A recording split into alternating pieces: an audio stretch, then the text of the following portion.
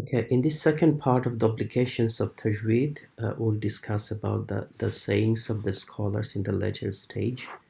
In the first video, we discussed about the proof from the Quran and the sayings of the Prophet, peace be upon himself. Now, the first scholar who said about the one we have here is the Imam Ibn al-Jazari. He died on 833 after Hijri.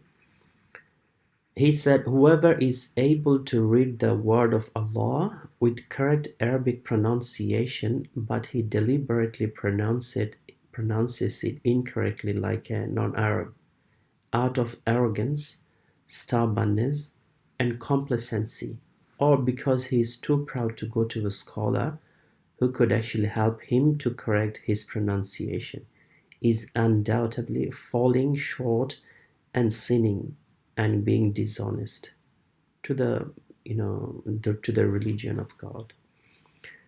Another imam, the imam means the scholars, the leaders of the community at the time. According to him, his name is Imam Ash-Shafi'i. He died in 204 after Hijri. He said the person who does not recite the Quran with proper tajweed is a flagrant violator and transgressor of the Sharia, the Islamic rulings, the Islamic law. Imam Ibn al-Jazari was asked regarding the status of a teacher who does not teach the Quran with tajweed. He replied, such a person is not deserving of any remuneration.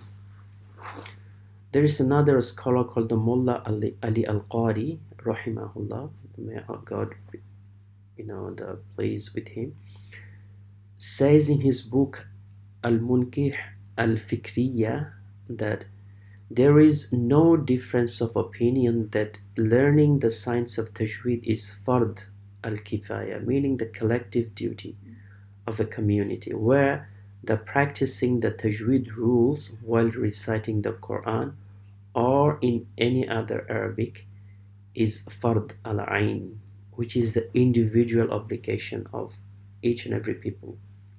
If you're reciting the reciting the Quran is a sunnah.